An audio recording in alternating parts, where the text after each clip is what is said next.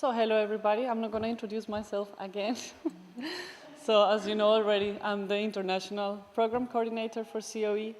It's been quite a year trying to really bring some organization and some grounding into this amazing organization, which in this year has become part of my heart. I know many of you have been with the organization right from the beginning and probably know a lot more about the history than any of us could know. So I'm just going to give you a very quick background on the history, on the evolution of Children of the Earth together with Melissa. And if anybody then has questions about the history, please ask the experts here. And so I'm just going to share also with you the inspirational work that is being done by many youth around the world.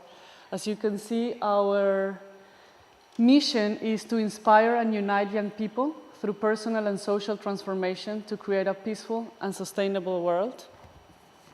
And this is actually based on our code of ethics, which to me is extremely important to live by this ethics, and I think every member of this organization is in resonance with them, and in their hearts, this is, I think, what unites us and what can really, at the end, ensure that we bring sustainable solutions for the benefit of humanity and in harmony with creation. So our code of ethics, which I'm just going to read because I think they're really important and beautiful, is love for the form, voice, thoughts, and spirit of each person, respect for differences, honesty of our feelings, thoughts, and behaviors to be transparent, truth in feelings and thoughts, courage to take a stand, humility to reflect inner peace, and wisdom to be a seeker. So I think if every human being would live by this, the world would definitely be a different place. So, for those who might not know, this is Dr. Nina MEYERHOF, the president and founder of Children of the Earth. And Nina has walked this earth for years, planting seeds of inspiration in young people. And now those seeds, I think we can see, have really grown in a beautiful garden of young men and women, all inspired to take this work further and be the change and help ensure a better future for our children and all future generations. So how did this movement start? In the 1970s, Nina started a summer camp for kids called Hearts Bend at Newfane, Vermont, and in the late 1980s, she founded a charitable organization to facilitate exchanges between schools in Vermont and the former USSR. So in 1990, the Children's World Seminar was held at Hearts Bend, where 32 children from different countries came together, where they felt a strong bond, overcoming all cultural extremes, and experienced a remarkable sense of unity, love for life, a commitment to world peace. So during that seminar, the children wrote and composed the Children's Declaration for Peace, which was then presented to His Holiness the Dalai Lama. That's when the Dalai Lama, taking a torch of fire, handed it to Nina and said, "The children are in your hands." And I guess Nina took this very seriously. And as you could see in the screen before, that was an excerpt of this Children's Declaration for Peace, and those children you see at the top, they're actually part of our work in Ghana. So Nina then took this Children's Declaration for Peace as the basis for building the vision and mission of Children of the Earth. And our vision is that one by one, Children of the Earth inspires young people to explore their inner life, be socially responsible, and unite in peace building. And it was seen then in 1992 that Children of the Earth received recognition as a non-governmental organization of the United Nations. So from 1992 to 2005, Nina traveled the world, networking, presenting, and learning about spirituality and global understanding, children's rights, spiritual values as it pertains to the United Nations, sustainable development, conscious education, culture of peace and nonviolence, and pressing global issues such as poverty, AIDS, and enlistment of child soldiers. It was also during this time that Nina met all the young peacemakers who later helped build the programs of Children of the Earth, which focus on forming a spiritual youth movement for world consciousness. One of the highlights also during this time was that Nina, together with Nana and Audrey, helped establish the Peace Center in Ghana as a model also for others to establish other youth centers in the world. So in 2005, Children of the Earth's first official program was the establishment of the World Spirit Youth Council, when Children of the Earth was invited to Arosa, Switzerland for the World Spirit Forum. And there Nina then brought together a group of young people who were all striving to deepen their spiritual lives in communion with others. And they also shared the passionate belief for the need of an organized movement, and that's what led to the formation of the World Spirit Youth Council. And as you can see, then our WSYC family comes from 14 locations, 11 faiths, religions, and ways of life. So the WSYC members have been holding international gatherings to inspire each other to work towards deepening their spiritual consciousness, commit to inner and outer transformation towards a more harmonious society. And it was also at the beginning where the WSYC members were forming hubs in their communities. Now is anyone who is interested in spiritual transformation to bring effective peace building in the world.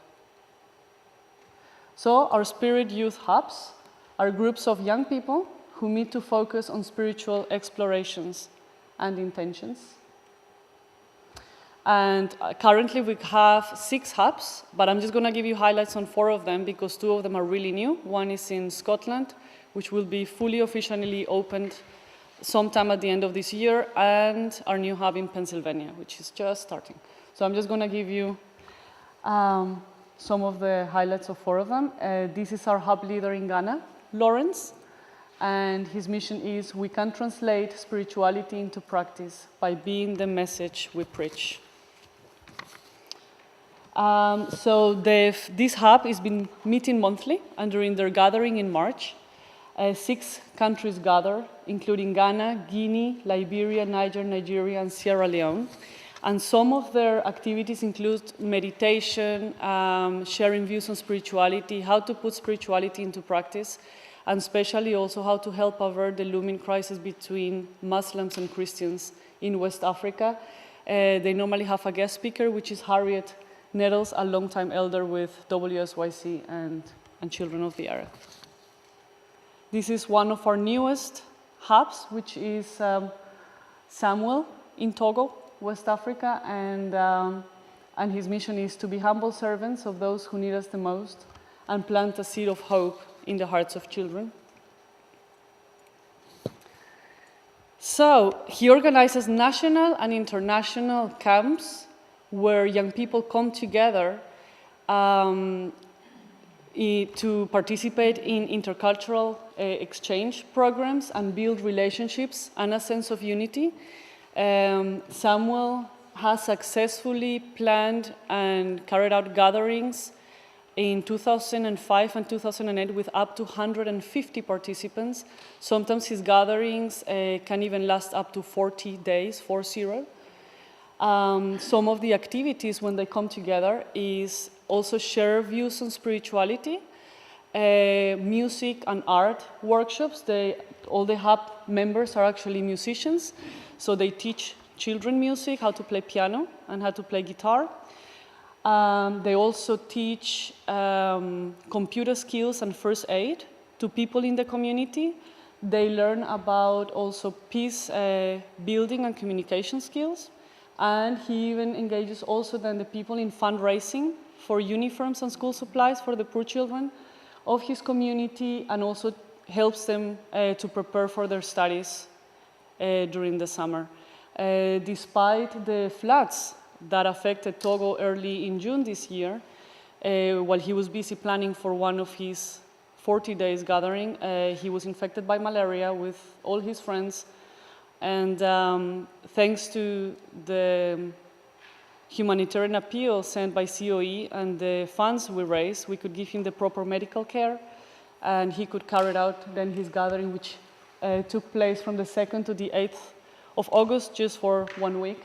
And these are pictures of that gathering. You see him there with the community chief, which he's been teaching also the values now of COE, and they were very touched by everything he was doing, and they gave him open doors to go and use the community facilities for all his gatherings.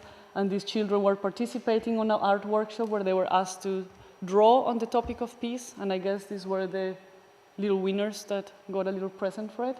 And they also are very much into sport and bringing unity through sport activities. So this is our hub leader in Toronto, very cool. And his mission is creating programs that illustrate and apply the integral connectedness between spirituality and humanitarian work for the betterment of our community and ourselves. He is obviously here, so I'm just going to invite Mark to come here to the front and share how his hub started, the process, and how it is evolving. Well, yeah, right now. So that's me in Nepal, and I'm hanging with some women. Basically, the Toronto hub was started following a gathering at Six Nations on a group called the Soul of the Mother. Following that meeting, there was an express need that we start a local hub in Toronto, at which I was the only person there from Toronto, so it sort of fell on my shoulders. And since that time, we've been, I guess, sort of finding a focus and finding purpose for this hub, because unlike, Togo, Africa, or places that have obvious needs like averting crises between two religions, we don't really have that same problem in Toronto. Like, we don't need to get books for people or medicine. So it leaves us, we gather, we sit, we share some food, and we talk about spirituality, but then it's then what? We need some sort of tangible project that we can unite behind. So this brings me to this summer. I had the opportunity to go to Nepal for 2 months and visit with the Nepal chapter coordinator, Jimmy Lama, who's been a friend of mine since we met in 2006, and again in Thailand in 2007, and again in Toronto in 2008. So we've been fostering friendship as a result of Children of the Earth. So basically, where we're at now is getting the youth in Toronto to start supporting the Nepal chapter, because they do have a lot of needs. For instance, Jimmy's organization, Help Helambu Education and Livelihood Project, is currently managing 12 very underserved schools in the region of Helambu, which is his indigenous region. So what we're currently proposing right now is we're going to be taking a group of roughly 5 students from the University of Toronto that are involved and have been involved with the Toronto hub to create some sort of cross-cultural exchange, where we will be going to Nepal for May and June to do a bit of trekking, a bit of volunteering, and some programming that Jimmy has been developing. So right now we're partnering together and working to support their school and their projects, but also to create the opportunity for people in Toronto to go abroad and really experience a different culture. And in the same way that I've been transformed by the opportunities that I've had through Children of the Earth, I hope to recreate those same opportunities, and that's basically where we're at. So. Thank you.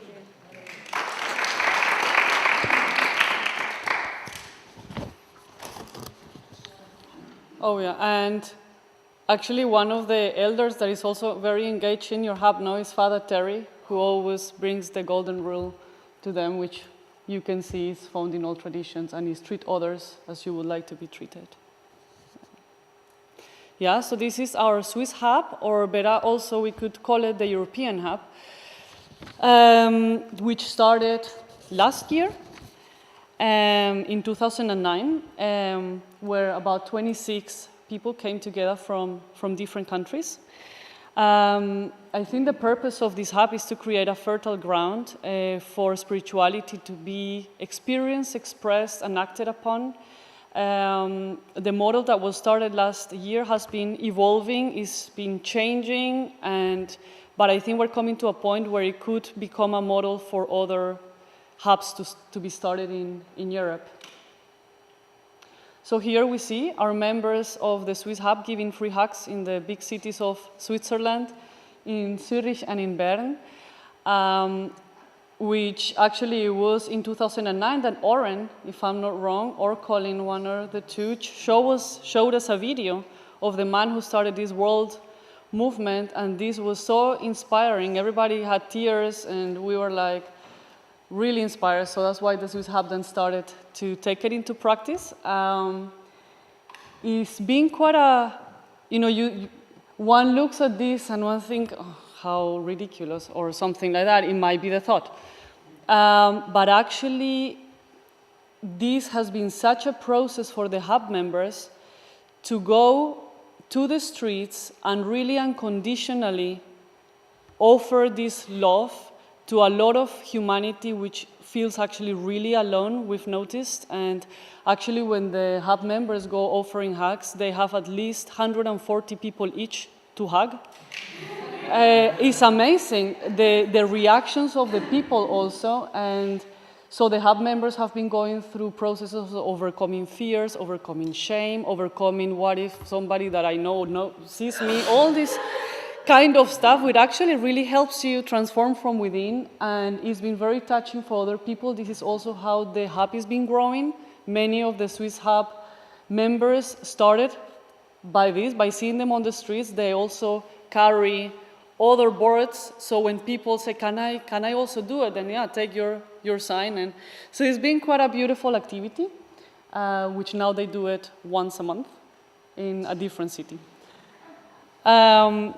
Also, they met for the past year, every month, to plan a 6-day gathering called Be the Change Now, which happened in August this year, which was very successful. It brought together 30 people, 25 young people and 5 elders from about 10 different countries, including for the first time New Zealand, Argentina, and also Spain came along, and of course Princess from Nigeria was there, so it was a very enriching experience.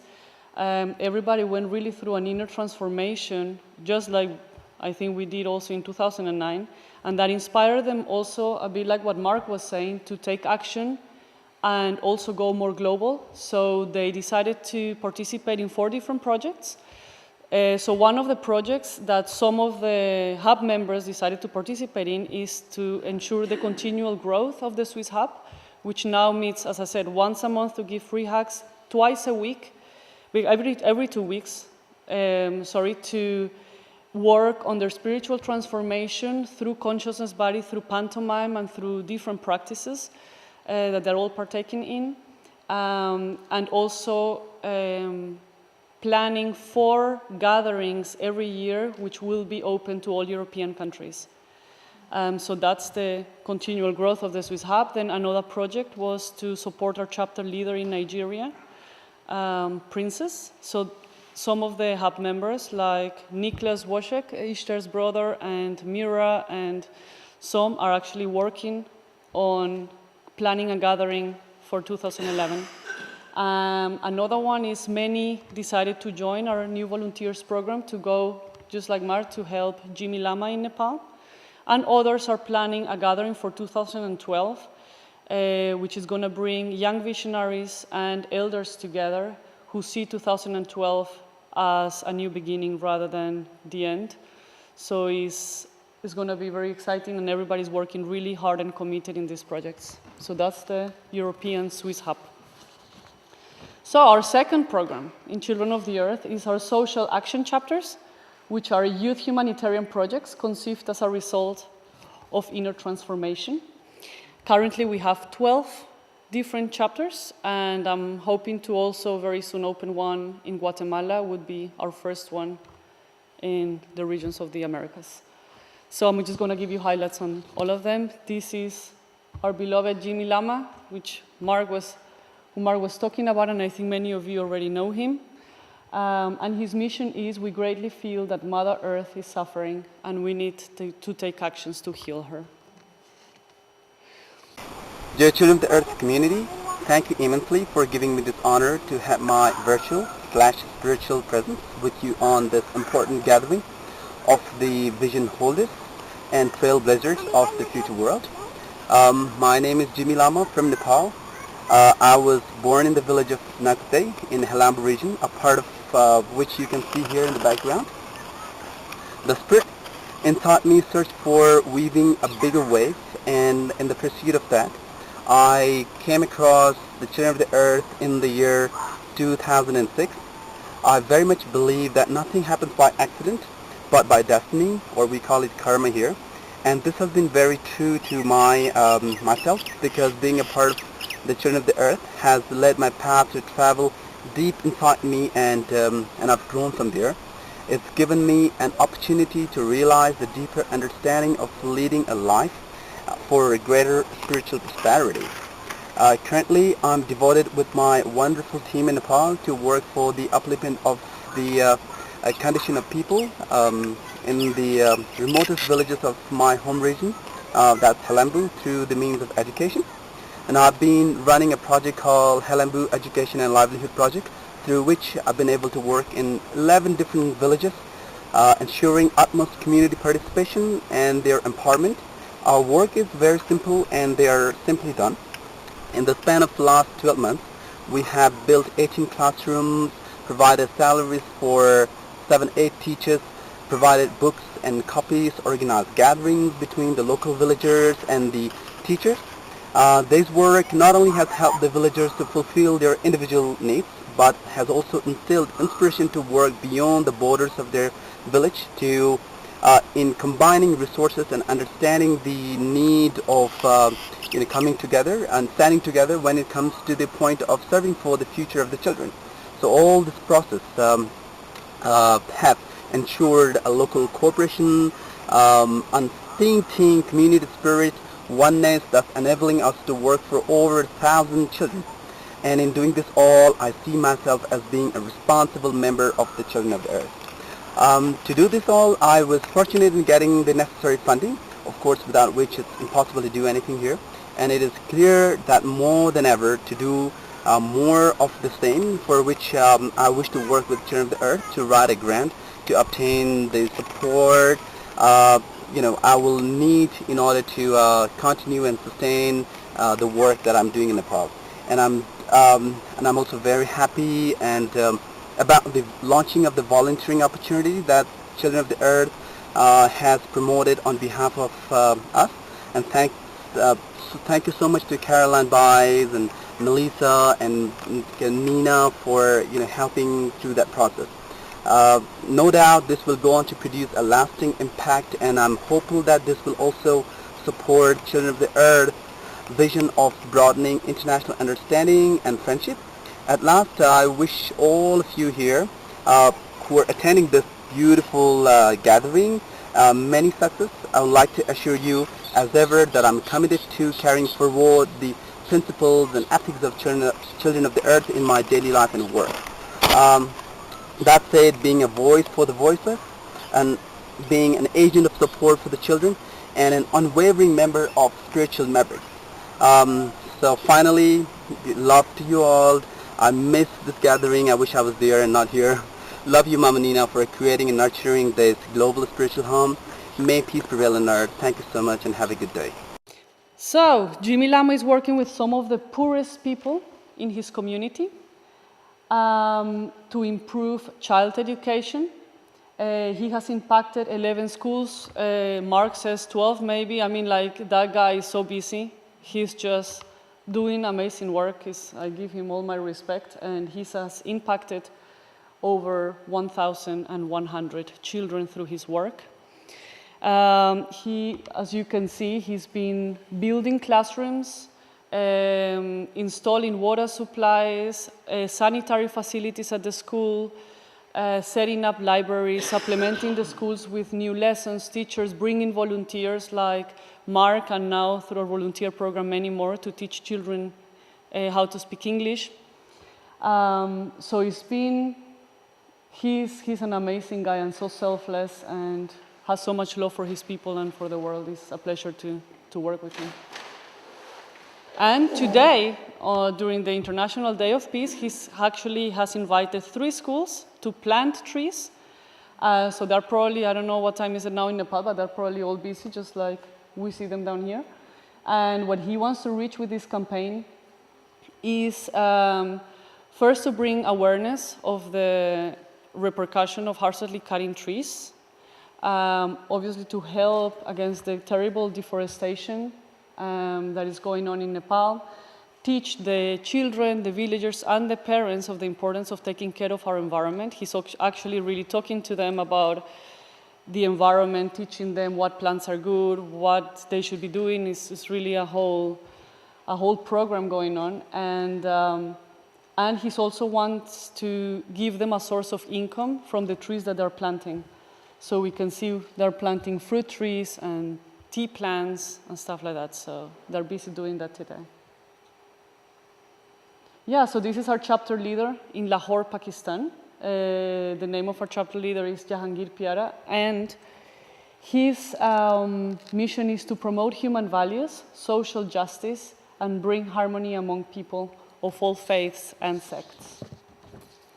He is running peace education programs in 6 schools throughout Pakistan. He also organizes seminars and workshops on interfaith harmony, and also supports other organizations who also want to promote a harmonious society, of course, since the tragic floodings that have affected Pakistan, and thanks to also the COE relief efforts, he's been busy helping with the relief efforts and really putting his soul out there. All our chapters are now in Pakistan helping. So this is our chapter leader in Cameroon, in Africa, Fubang Emmanuel Tanifum, and he believes that behavioral change in young people will usher in a new culture of peace and good citizenship. He also has a very amazing chapter and quite busy. Some of the highlights of his work is giving psychological assistance to children, human rights education, health, teaching the youth health and life skills, environmental protection, promotion of peace, training youth in life skills like weaving, making furniture, agriculture, computer skills, and also he is busy constructing a children's center at BAFUT. This is our chapter leader in South Africa, Harold Felsman, and his mission is the only time we fail is when we stop trying. Actually, the story of Harold is really touching because he himself was a street kid when he was 7 years old. His parents couldn't take care of him and his siblings, so they abandoned him and he became a street kid. The amazing thing about Harold, or what touches me, is that somehow he never lost the hope, he never lost his positive thinking, even though he was so little. And all his friends on the streets were like sniffing glue and on drugs and alcohol, but he never stopped believing that there was like a greater force that was taking care of him, and he continued with his studies, he continued going to school even though he was on the streets, and he made it all the way to even studying at university, and now he's also then helping kids get out of the streets of South Africa. So these are the young people he's working with. They've got a drama, music, dance outreach program, and through this program then they bring the message of peace, hope, and prosperity to their community. He addresses social problems in South Africa such as AIDS, teenage pregnancy, alcohol, and drug abuse. They are called the Badisa kids. They also assist children with their studies and teach them computer skills. They go through also life skill trainings in agriculture, craft works, and different things. And they're also then engaging in community service by cleaning old age homes, and they go to hospitals to assist cancer patients. So they are beautiful, and actually very recently, I think about 2-3 weeks ago, they presented a whole drama show in their community, including a comedy, showing the parents the importance to support them in, in going ahead with the education and everything, and everybody was really touched, and the whole drama show is going to come out in a DVD. So they are very excited, and they're very excited to be part of Children of the Earth, because before they, this is the first time they sort of feel they're going global and they can inspire others around the world through their work. So they're really thrilled about it. So this is our chapter leader in Vermont, Courtney Rose. All of you know that she had a baby very recently. That's why she's on maternity leave. So I'm just going to ask Amina to please come and share some of the projects that has been part of the Vermont chapter, which is IDP and the Bear Hug Project. And so please, thanks.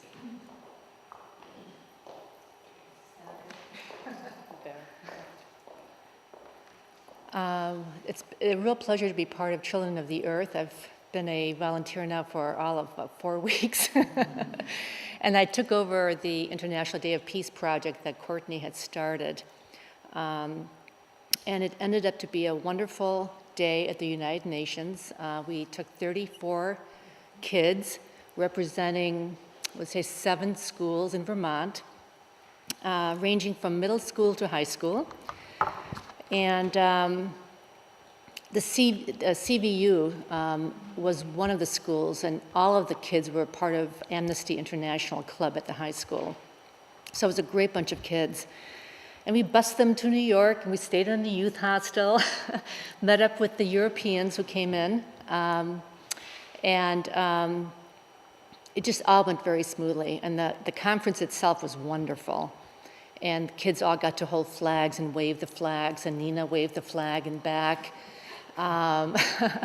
The conference itself had wonderful speakers, ambassadors from different countries, and Elie Wiesel was there, who was very powerful. And I could tell that he really affected the kids who were listening. So I thought it was a great conference. And then we did the UN tour, which really worked out well, too.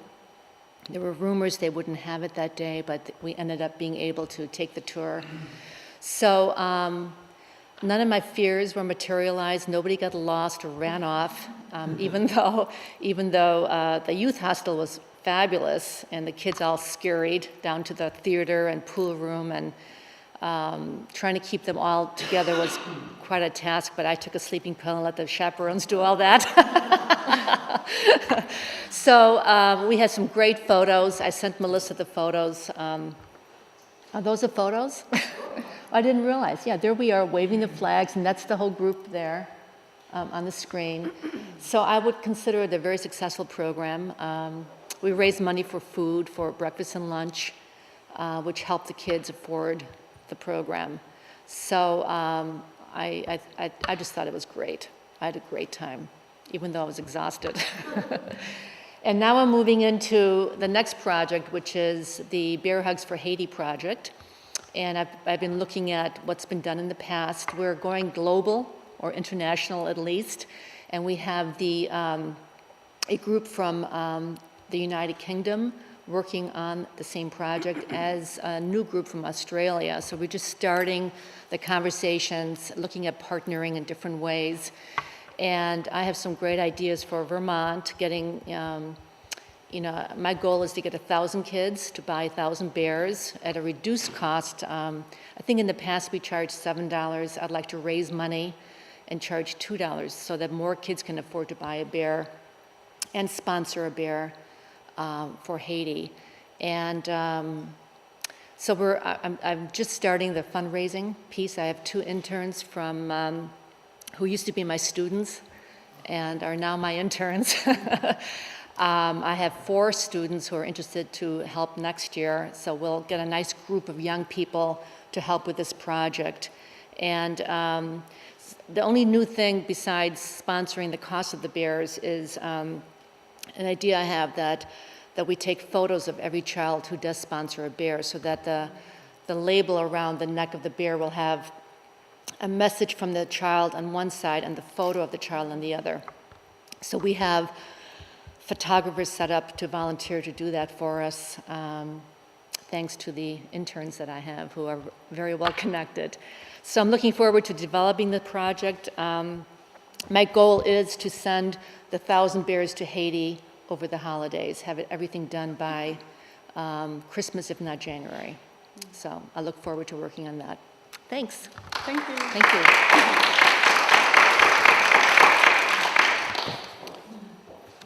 Oh yeah, so this is our only very senior chapter leader, Yehuda Stolov, in Israel, but who's doing amazing work with young people.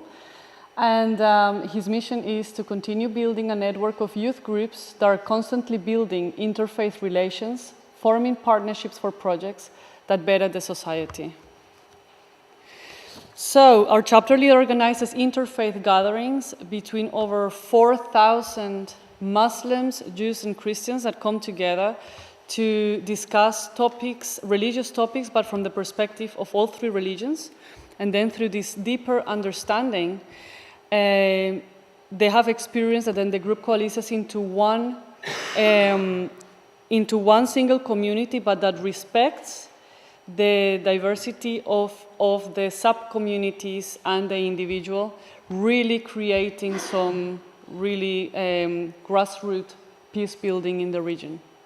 And they do really amazing things, not just between youth, but they also bring elders and youth together, or they just bring also the moms and the daughters. So he's got different types of programs, and some of them are really also doing community service.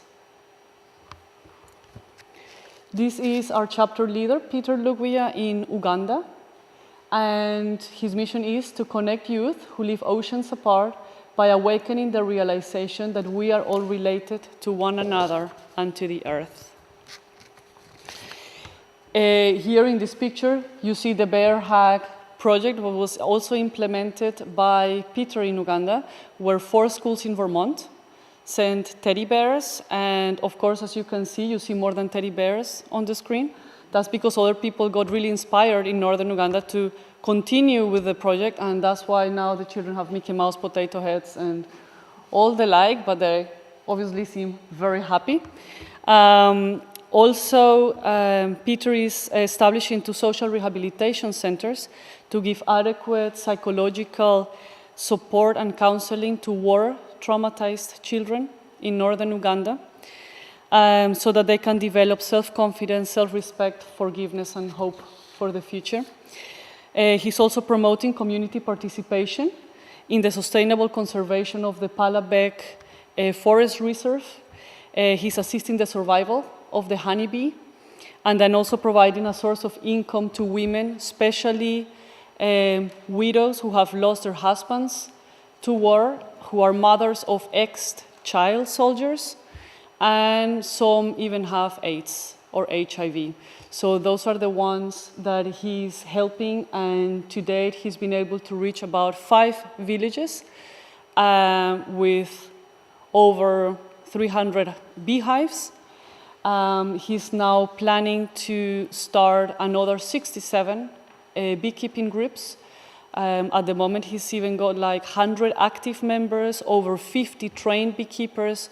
And because of the success, a lot of communities are coming to him. So now he's starting to look for resources, how he can spread this and help even more. So he's doing wonderful work. This is our chapter leader in South Asia, unifying many regions. His name is Sahid Shahab Ahmed, and his mission is expanding the horizons of the children of this region by uniting the efforts of the different chapters in the region to implement joint COE chapters. So actually, he hopes later to start coordinating with the chapter leaders in the region. That would be, for example, Ashfaq in Pakistan, Jahangir, Jimmy Lama, so that they can work on COE projects. He wants to support other chapters. He recently established also the South Asia Center for Peace in Islamabad, Pakistan, which is to become a center for peace education and peace awareness. And he's also launched a South Asia Peace magazine where they are showcasing peace stories in the region so as to inspire others to also take the change, be the change and take action. And the graphics, of course, you see is just from some of the different regions he's uniting. That's Kathmandu in Nepal, we've got Sri Lanka, we've got Lahore in Pakistan, and Kajuru in India. So he's actually really wanting to unify and more, even more regions than that. So this is our beloved chapter leader, Princess, in Nigeria, that now has been adopted in a way by our Swiss hub. And her mission is we must strengthen the dialogue between the generations, between today's and tomorrow's decision makers. Some of her projects is building a peace center for which they already have land, and now they're going on to planning the construction for the center. She gives loans to widows also and to food sellers so they can, in a way, create a business to produce an income to support their families. She brings young people also out of the streets of Nigeria, engaging them in activities and in educational programs like hairdressing, carpentry, and craft works. And they also give little children an income by buying from them the beads that they find in the bush after school. So she gives them some money for that. And to the girls, then she teaches them how to make necklaces and bangles and cups so they can sell it and help sustain their families. So she's doing also amazing work, also providing them with water supplies, digging boreholes and everything. So we're quite excited to be with her in Nigeria in 2011. This is one of my dear hearts and most inspiring also chapter leader. This is Ashfaq Hussain, somebody who really shows the beauty of the human race and what it is to give unconditionally and put the needs of humanity first. His mission is searching our own soul for peace, initiate peace activities locally, and be part of global peace initiatives. Ashfaq truly believes that unless his people receive proper education and parents do everything in their power to send their children to school, then the condition of his country and the development of his people just won't improve. He is working very hard with 200 teachers in 10 different district schools and has impacted the lives of 14,000 children. Ashfaq is also promoting adult education, especially teaching women who have the desire to become literate. Here in the picture you see the women taking an exam. You see a school at the top with not only boys but also girls learning equally. He has also helped improve and change the lives of many co-workers and families by teaching them peace-building skills through a meditation technique that he learned during his first WSYC gathering in Thailand.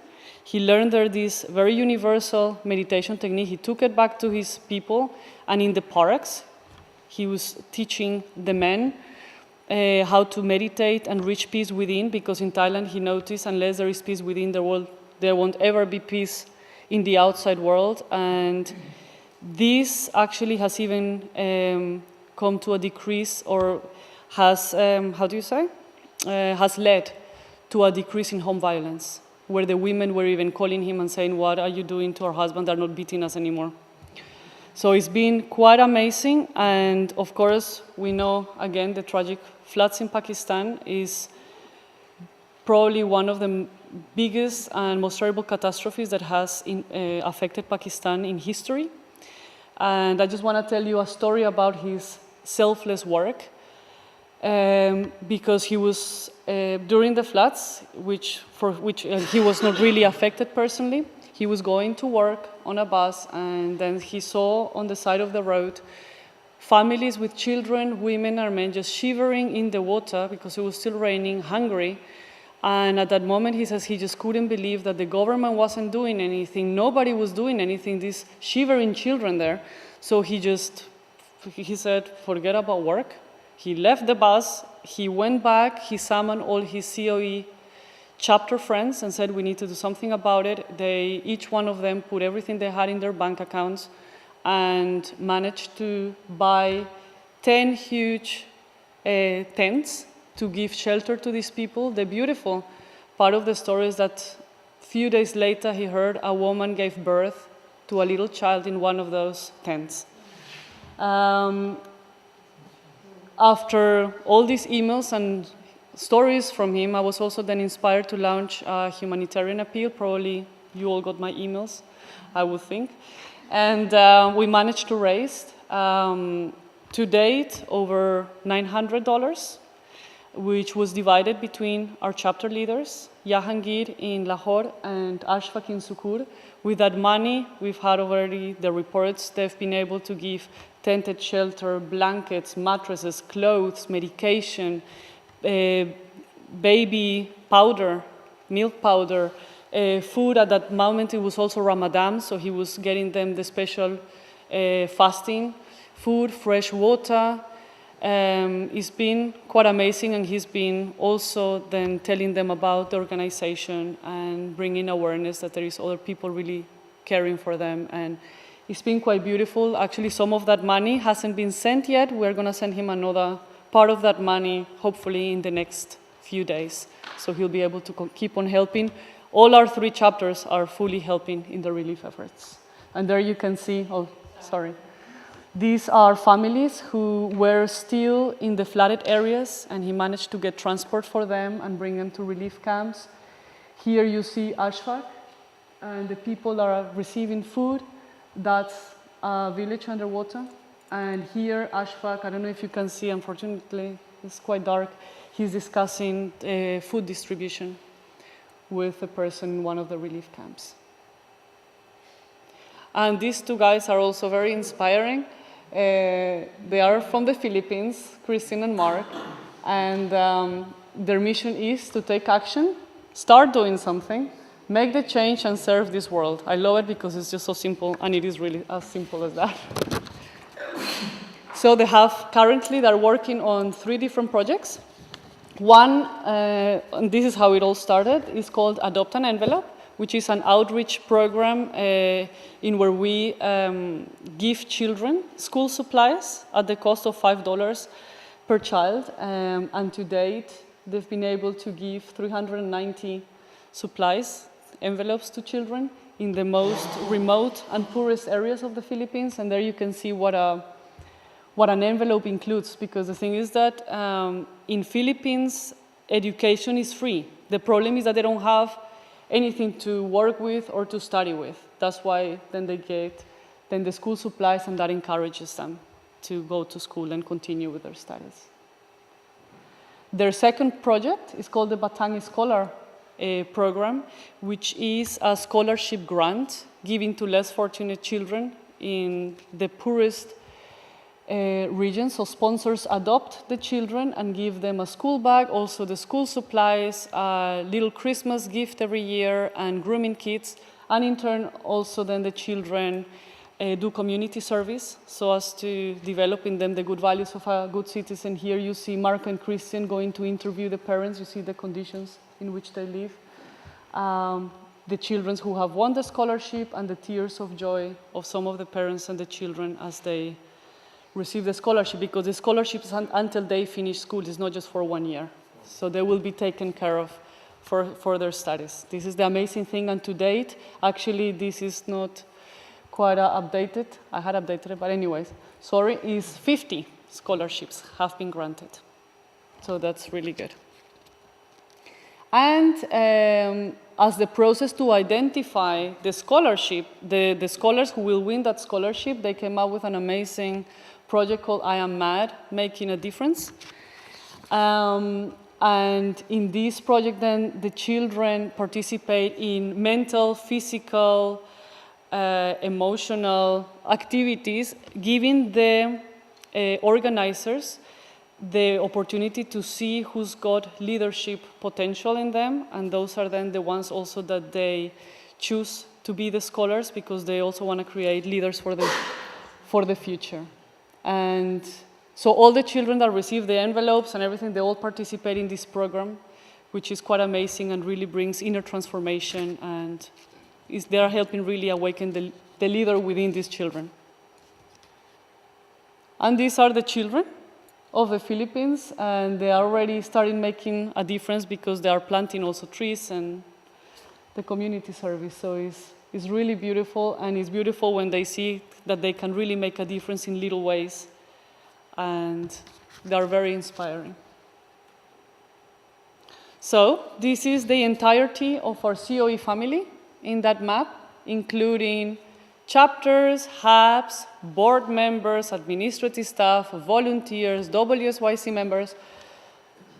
They are all there, and as you can see, throughout the past 20 years, the vision of COE has spread around the world, encouraging and awakening young people to develop to their inner potential, and giving them the opportunity to also, by fostering their creativity and giving them the opportunity to participate at international gatherings where they've gained spiritual values, ethical living skills, and multicultural understanding.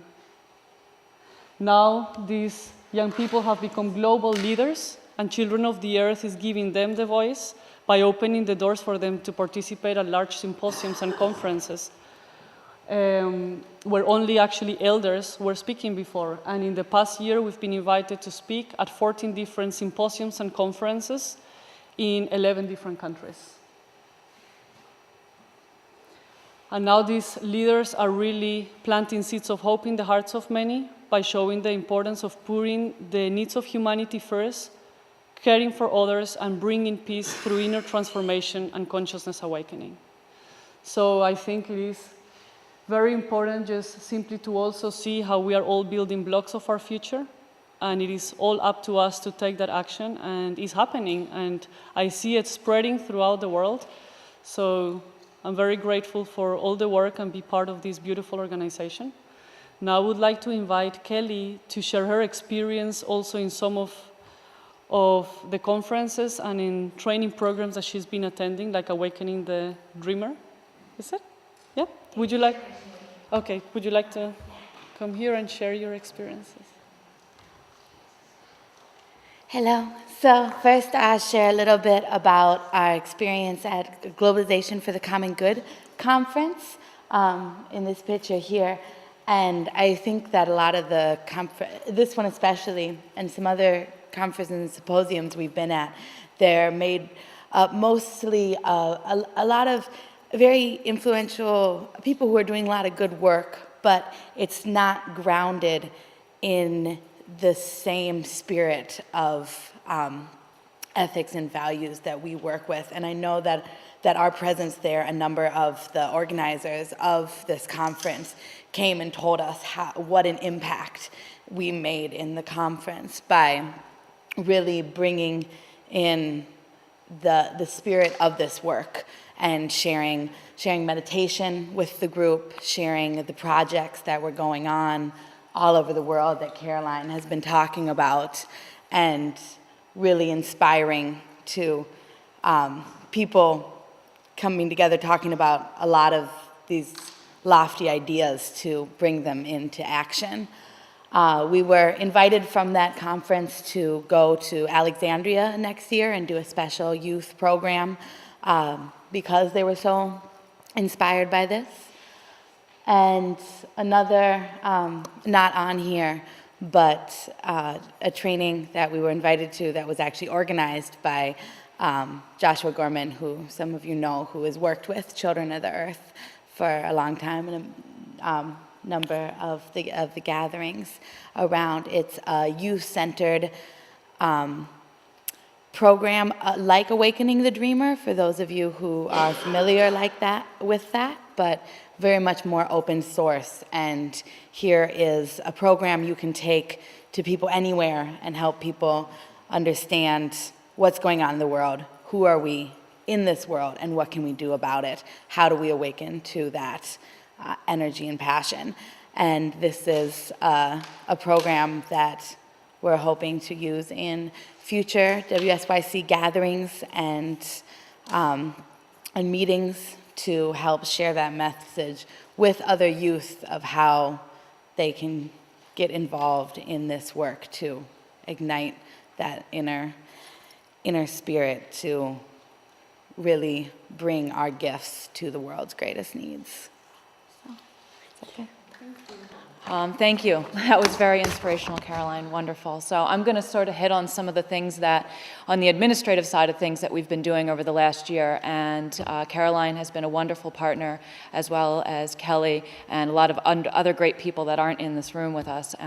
So when I highlight these are all team efforts that have really come together, and the culmination of it was for the board meeting so that we could finish all of these, get them done, and present them to you in some fashion. So I apologize, I don't have my text memorized, so I might have to read a little bit, but okay. So this first slide is showing that the number of our compensated personnel has grown from 2009 to 2010 from 11 to 17 people, which is a growth of 35%. The next slide is showing that the number of committed compensated hours by our personnel has grown by 44% to almost 6,000 man-hours in the last year. When I first came on board, somebody asked me, who are you? Who is your membership? Who are the people? Can you quantify it? Can you put a number to it? And so that was one of the first things that Caroline and I really tackled. Who are these people? And what are their names? What are their email addresses? How do we get in touch with them? Where do they live? What do they do? And to date, we have come up with 83, oh, maybe I stepped ahead. Maybe I didn't. Oh, yes, no, I'm on the same slide. We've come to 80 individuals that we have their complete contact information and what they do within COE, where they live, and Caroline communicates with most of them on a fairly regular basis. Also within this time frame, we have had 83 of our memorandums of understanding executed versus only 10% in 2009, 100% Caroline's doing. We've grown our chapters by 34%, welcoming new chapters in South Asia, South Africa, Israel, and Vermont. And we've grown our hubs by 60%, welcoming new hubs in Togo, Ghana, Scotland, and Pennsylvania. Next slide. So this slide shows that 82% of our administrative materials that we distribute worldwide were created in the last 12 months. This is not to discount any of the materials that have been created prior to the last board retreat, because there's no way any of us could have put together what we have without all the history and the love that everyone put into it up to that point. So I'm going to sort of go through what makes up those 82% of administrative materials that we have put together over the last year and just highlight some of them. Most of them are in your board binder if you want to really look through them, and some of them will be available in the meeting space for you to really read through. I know Iran's been reading some of it, and if you have any questions about any of them, Caroline and I would be the right people to ask. So next slide highlights our communications kit, which Anne from Executive Service Corps helped develop with our branding consultants and our COE staff. And this packet is intended to be a visual of who we are and what we do. And included in it are who we are, our structure and our global impact, a little bit of press, some testimonials, our history, and some Pray It Forward cards. Next slide. The Pray It Forward cards were created with the intention of getting people to quiet their minds, meditate, and pray for at least 5 minutes a day. People were then asked to pass these cards forward. And to date, we've printed over 1,000 cards and distributed them to 12 countries and 17 states within the United States. Next. Next is the handbook, which has been Nina's world for some time now. And she's been working diligently to create a handbook for youth worldwide. These materials are for personal and social transformation and the opportunity for individuals to go deeply and connect with others and in a deeper sense of self and unity of all life. It has a working title of Youth as Spiritual Activists for Social Change. And Nina's dream is the handbook will be used in the education system as well as by all of our chapter and hub members around the world. And the 5 chapters are listed on your screen. Next has been my baby for the last couple of months, our website. So we have taken the wonderful historical website that Margaret worked so hard on for the last 8 years, and we've tried to download all the content from that into a content management system so that we're not relying on one individual to update the material. It's really important there's so many of us now, to be able to get in and really make changes. Kelly writes articles, Caroline's updating pictures, so we're not relying on one person to feel the weight of carrying the entire organization. So this is the vision of what the front page, I was supposed to say will look like, but as of today, it does look like that. So if you want to go on to coeworld.org or .com or .net, you'll see a wonderful slideshow on the left-hand side, which the pictures that were supposed to be up on the screen were supposed to be really great and inspirational, and they're like really gray and blah. So maybe if you want to go onto the website and you can see a nice slideshow of some of the ones that Caroline and I really wanted to highlight in this presentation, but you can't get everything. So what else about the website? Oh, it's going to save us $1,000 annually with all the other little subscriptions we had throughout the other systems. So that part from the financial aspect is really wonderful. Next. Next are the Hub Starter Kits. When I first got here, the first thing that was on the list was create a Hub Starter Kit. And Oran and I spent endless hours. What is a Hub Starter Kit? What goes in it? What is a template? What do we want to say? Who are these people? What is a hub? Was the first question, right? So, here's a Hub Starter Kit. Thanks, Nina. So we finally got it. So within this book are 3 sections. The first is sort of a welcome introduction application to ask individuals questions of, I think there's 8 questions, Caroline, if that's correct, to see if they want to really be part. Do they align with us? So the first section includes a welcome letter, frequently asked questions, role of a hub leader, an application form, highlights of some of the established hubs, and some testimonials from the founding members of the hubs, the World Spirit Youth Council. The second kit is once somebody has been accepted, Caroline and Nina have reviewed the information they've provided, they feel like they're right on, they can be part of the family. The second kit gives them guiding practices, examples of launching an event, standard forms to fall in with our annual reporting for our grants, and resources to help them come up with their own ideas. And the last section of this book, if anyone wants to look at it, is an example of an application we received, our first real application after all of this went through, for our hub that just opened in Pennsylvania from Michael. So that's in the back of this, and it's 2 pages that are really beautiful and inspirational, and you can sort of see it's sort of the culmination of all the work to get to the end. And also the idea would be that when a new hub leader would receive business cards, pay it forward cards, and then a copy of this PowerPoint to use in whatever form they want to present to their to their hub members, and also, electronic forms and whatever for reporting. So that was a big one for Caroline, Courtney, Karina, Kelly, myself, and I'm sure, Oran, you can appreciate it all coming to a close. So that is our Hub Starter Kit. Next. Next are our chapter application forms, which are in the other room that you can read a little bit better because the screen's not showing them really well. When Caroline first got here, she was wondering if somebody wanted to open a chapter, well, how do they do it? Anyone that doesn't, in the past it was people that knew Nina. Well, we're growing, right? So people are seeing us on the web, Caroline's inspiring people as she goes around the world, same as Kelly, everyone. How do we describe what a chapter leader is? And so Caroline worked together to put together this list of questions that we've received a lot of applications to open chapters that we've rejected based on this application form because they just didn't fit with our values. So we have 2 application forms, one for an individual that wants to start a chapter in their community and one for that's already part of an organization. So the next is our internship program, and there's beautiful Missy Kaler.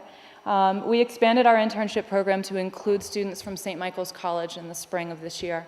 We have recently completed pulling together a formal packet with a job description of what a volunteer would do, an application form to become part of the volunteer program, waivers of liability for both COE and Jimmy that have been drawn up by a legal team for us, and we've put it together in a little packet here. And so now, when somebody goes up to you at a gathering and says, how do I get involved, like what happened in Switzerland, and they said, I want to volunteer in Nepal, what do I do? And Caroline said, I get you the information at some point. Well, now it's here. We can hand it to someone, we can mail it to someone here, fill out this form, send it back to us, we'll review your application, and Jimmy's going to get the help that he really needs, right?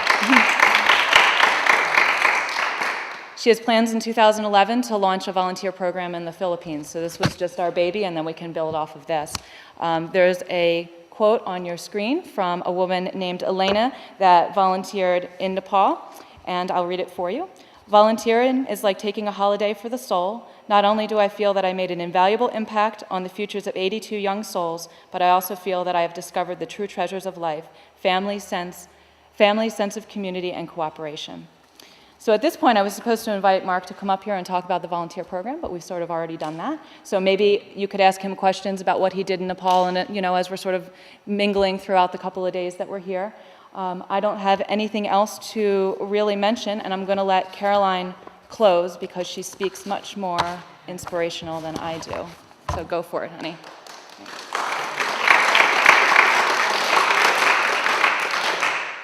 Well, I don't know how to close, but all I can really say is that, I think I said it also at the beginning, since I started, I really see the potential of this organization, and is become part of my heart, and I think part of all our hearts, and it's just so beautiful to be able to really now go global, and everything that we've been blessed with, give it out to the world, and it is happening.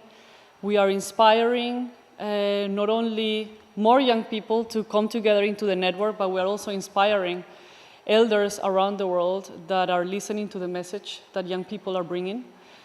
And it is my wish, more than rapidly opening more chapters and hubs is happening as people get inspired, but it's really to come to be able to really support those young people that are already part of our family.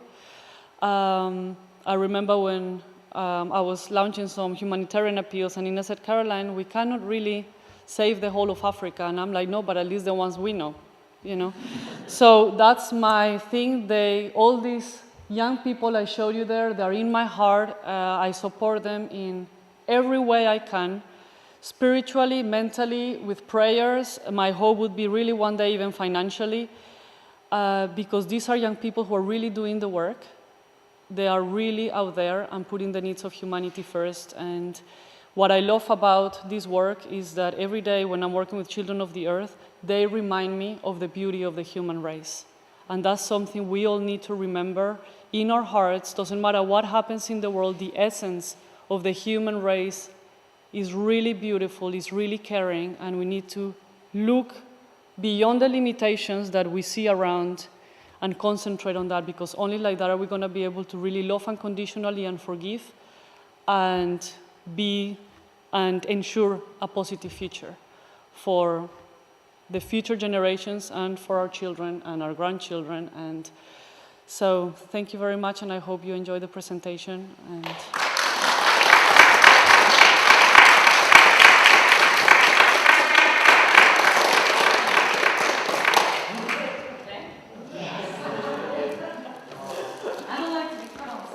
you're not really being put on the spot, I promise.